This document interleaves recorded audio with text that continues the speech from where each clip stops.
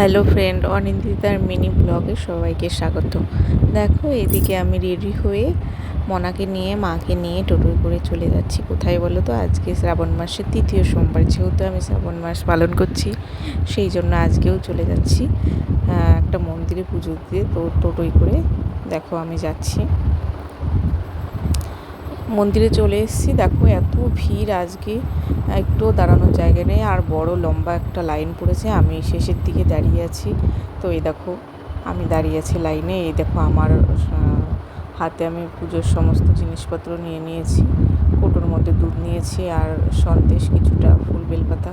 তারপরে পুজো দেওয়া হয়ে গেছে, বাবার মাথায় জল ঢেলে আমি এই বিশ্রামাগারের ওই ঘরটাতে বসেছিলাম আর মনাকে গ্রিলের ওখানে দাঁড় করিয়ে দিয়েছি।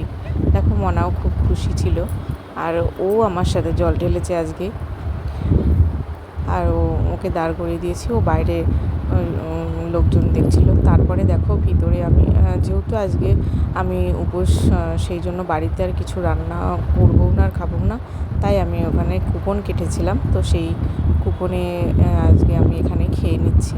তো দেখো প্রথমে আমার গোবিন্দভোগ চালের খিচুড়ি দিয়ে দিয়েছে, এদিকেও দু একজন আছে আর আমার পাশে এই পাশেও একজন আছে, আমি মাঝে বসেছি। তো তার সঙ্গে ছ্যাঁচড়ার একটা তরকারি দিয়েছিল, বেশ ভালোই লাগছিলো উপোস করার পরে। এই দেখো তারপরে লাস্টে মিষ্টি চাটনি আর মিষ্টান্নও ছিল। তারপরে দেখো বাবাকে একটু ক্যামেরাবন্দি করে নিলাম, তখন ভিড়ে আমি বাবাকে তুলতে পারিনি। তারপরে আমাদের খাওয়া দাওয়া হয়ে গেছে, এবার বাড়ি চলে যাব। তার আগে একটু পুরো দেখো সব কিছু তোমাদের দেখিয়ে দিচ্ছি।